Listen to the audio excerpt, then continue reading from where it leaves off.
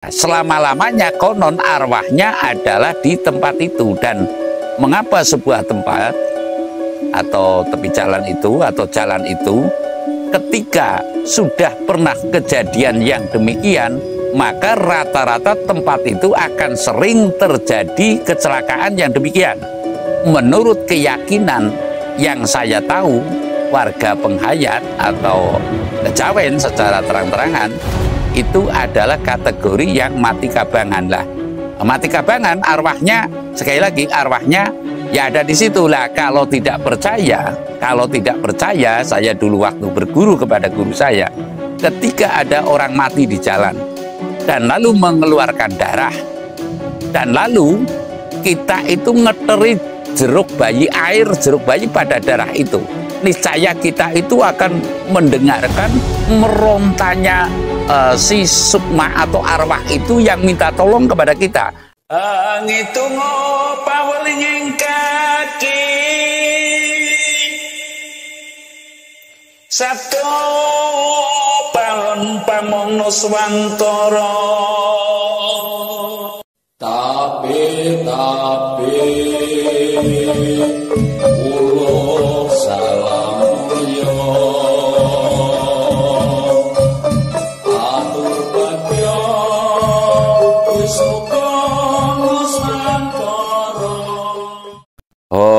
wilayah jati nuhuni ajat-ajati leluhur Nusantara tapi uluk salam mulia. Beberapa hari ini ya kita melihat ada kejadian kecelakaan di jalan. Ya ada beberapa, kelihatannya beruntun. Ada yang terutama tersorot itu di Magelang. Itu di Kalijambe ya kalau nggak keliru. Terus ada lagi bis santriwati apa yang membawa santriwati juga terguling, 19 itu ya luka-luka dan 2 diantaranya dirujuk karena patah tulang ke Magelang, rumah sakit Magelang. Lalu ada lagi kecelakaan bus, kalau nggak keliru juga di Semarang juga ada. Lalu yang terketabrak kereta juga ada, juga di wilayah yang sama. Nah, tiba-tiba karena saya berbaur dengan beberapa kelompok ya, artinya kelompok agama, kami juga sering leledo atau berkunjung ke pesantren umpamanya. Kelompok penghayat, saya bergaul dengan orang penghayat dan kelompok yang jalanan lah ibaratnya, yang manusia pada umumnya. Dulu saya juga sangat sering sekali berteman atau bersahabat, bahkan yang intinya ada seseorang yang hobi dengan dirinya sendiri. Yang saya maksud hobi dengan dirinya sendiri itu ya mau yakin sekali kepada agama lah, ajaran agama atau memeluk agama juga dia masih setengah hati, yang dikarenakan penggunaan pikiran ini kan diantara wajib bagi setiap manusia, artinya menimbang-nimbang dalam pikir, menimbang-nimbang dalam hati, lalu mau masuk ke spiritual asli Jawa, karena itu orang Jawa atau kejawen atau warga penghayat. Beliau juga masih hobi karena pengaruh dari kelompok tertentu lah, kelompok agama gitu, secara terang-terangan. Sehingga karena banyaknya kejadian dan dia itu melihat di media ada seorang hafiz Quran. Hafiz Quran itu menurut kata-kata yang tertentu itu kan dijanjikan yang ini, yang itu, yang nantinya akan bisa mensurgakan, lalu nantinya bisa diharapkan memberikan semacam doa tertentu atau menjadi anak yang soleh, bisa meningkatkan derajat orang tua, arwah orang tua di alam sana. Sehingga ada pertanyaan ke saya yang intinya, bagaimana hukumnya orang yang sudah hafal kitab ya kitab tertentu yang lebih dikenalnya adalah kitab Al-Quran, terus mendapat julukan Hafiz dan Hafizah apa. Lah, akhirnya hukumnya menurut kejawen, intinya pertanyaannya itu, hukumnya menurut kejawen itu seperti apa? Lah, saya bukan membantah, bukan menyanggah, namun memberikan keterangan yang senyata-nyatanya. Sekali lagi, saya tidak membantah, tidak menyanggah, namun saya memberikan keterangan yang senyata-nyatanya bahwa menurut naluri kejawen, bahwa kalau menurut orang Jawa dulu yang mati demikian itu lebih dikenalnya dengan mati kabangan. Mati kabangan itu ya mati yang keluar darah, atau ya intinya mati karena jegalan, karena faktor yang lain sehingga mati kabangan. Ada yang mohon maaf jatuh dari pohon, ada yang dilalah itu di jalan. Nah, kalau yang terang-terangan mati kabangan itu spesifikasi untuk mati yang di jalan. Mati yang di jalan dan keluar darah. Sehingga darah ini warnanya itu merah atau abang, sehingga disebut mati kabangan. Ya, mati kabangan itu ya menurut orang sepuh Jawa itu adalah ikutnya Nyi Sambang Dalan, Tabetaburuk Salam Mulia, dan Ki Sambang Dalan. Lah, selama-lamanya konon arwahnya adalah di tempat itu. Dan mengapa sebuah tempat atau tepi jalan itu atau jalan itu ketika sudah pernah kejadian yang demikian, maka rata-rata tempat itu akan sering terjadi kecelakaan yang demikian. Umpamanya di tikungan ini sering terjadi kecelakaan hingga menimbulkan kecelakaan maut lah intinya. Lah, niscaya arwahnya itu akan berada di tempat itu. Lah, lalu bagaimana hukumnya? Ya mati kabangan itu ya mati belum sampai pasti janjine. Urung tekan janjine mati atau garis titis pepestinya hidup itu untuk mati, lalu raganya diruda paksa. Ruda paksa karena ya kecelakaan, mungkin tertabrak motor, mungkin naudzubillahi min dzalik kalau kata Pak Kiai, kalau kata saya itu jauhkan samudra utara, dohna segara lor segara kidul. Lah, ini adalah ilag-ilag bagi kita ya, orang kita itu dohna segara lor segara kidul.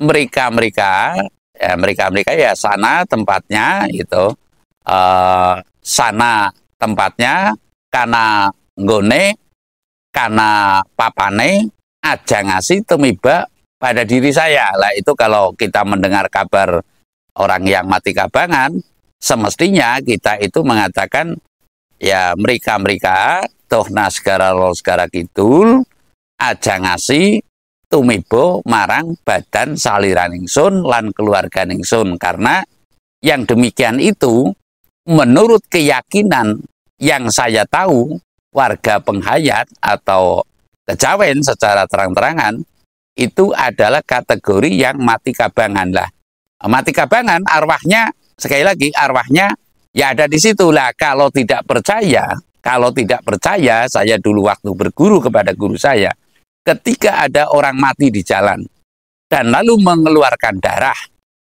dan lalu kita itu ngeteri jeruk bayi, air jeruk bayi pada darah itu, niscaya kita itu akan mendengarkan merontanya si sukma atau arwah itu yang minta tolong kepada kita. Atau bahkan di lingkungan situ nantinya itu akan, orang itu akan banyak yang mendengar kalau orang itu merintih minta tolong kepada yang masih hidup. Karena ketika ada orang lewat ya, konon ceritanya kalau saya sudah sangat yakin beliau itu tanpa raga, arwah itu kan sudah tanpa raga, itu beliau itu minta tolong dan ngawe-awe itu bahasa Indonesianya apa itu? Ngawe-awe ya memanggil-manggil, melambai-lambaikan tangannya, saya ikut, saya tolongin, saya ini di sini sendiri, tolonglah, saya pengen makan ini umpamanya, atau apa kelanganannya waktu hidup di dunia ini. Tentunya dia akan meminta. Lah, itu yang saya katakan kemarin tuh ada yang bertanya ke saya, mengapa mesti ada sesaji ujung katon dan sebagainya. Karena arwah tentunya makannya itu adalah gandasari dari kita-kita, gandasari. Lah, untuk bukti rata-rata kalau kita bikin sesaji secara terang-terangan, ketika sudah disuguhkan, niscaya kita ambil, kita makan, rasanya akan beda. Artinya, gandasarinya atau sari-sari dari makanan ini sudah dimakan oleh bangsa yang tidak kelihatan. Gandanya, ya. Gandanya itu sudah dimakan oleh arwah yang di tempat itu. Lah, atau mungkin makhluk halus yang di tempat itu. Namun, niscaya setiap di situ itu ada makhluk halus, pasti di situ ada arwah. Sekali lagi, ketika di situ ada makhluk halus, niscaya di situ juga ada arwah. Karena tidak mungkin makhluk halus itu bisa menyampaikan ke kita langsung, ya, kecuali pada saat-saat tertentu atau dengan orang yang sudah betul-betul bisa membuktikan atau pernah membuktikan, melihat secara langsung bahasa gaib. Lah, kalau untuk melihat langsung bahasa gaib, setidaknya yang saya tahu dari guru saya dan atas laku saya dulu pernah di Gua Seplawan, itu setidaknya 7 hari 7 malam tidak makan dan tidak minum, karena darah kita itu sudah tidak punya emosional sama sekali. Ya, darah kita itu hanya menuju ke arah kepasrahan di situ. Sehingga mohon maaf semaaf-maafnya, kalau yang belum melakoni ya monggo saja melakoni gitu. Kalau sudah 7 hari 7 malam, 3 hari 3 malam, sampai 4 hari 4 malam, ini biasanya nyaris tidak kuat, 5 hari 5 malam, biasanya itu tidak ada lain kecuali rasa pasrah. Rasa pasrah disitulah, makanya kalau dalam film-film atau dalam yang lain, ketika orang sedang tirakat atau bertapa sampai dililit ular atau mohon maaf ya dijilati ular, itu sudah tidak ada rasa takut dan niscaya bisanya pun tidak akan kuat untuk memakan baunya mulut kita lah atau kotoran kita. Itu kan antara ganda dan ganda ini akan bertemu, dan disitulah dia paham. Umpamanya harimau pun paham, oh ini orang sedang tapa brata. Umpamanya ular pun atau oyot itu juga paham, oh ini orang sedang tapa brata. Lah, disinilah saya mengatakan bahwasanya intinya orang yang mati di jalan dengan mengeluarkan darah ini disebut mati kabangan, dan niscaya sebuah keniscayaan bahwa kalau di kitab-kitab lain tidak ada kecuali di paham kejawen yang namanya hati-hati ketika di jalan dengan kisambang dalan dan nyisambang dalan. Nah, semestinya kita itu memahamkan itu kepada diri kita, jangan sampai kita karena keteledoran kita ngendelke sudah apal Quran umpamanya, itu kita sudah sembrono berjalan, apalagi mengaku sudah dekat dengan Tuhan atau ada pengakuan pada dirinya sudah dekat dengan Tuhan. Lah, padahal Tuhan itu mohon maaf, itu urusan bumi dan urusan langit adalah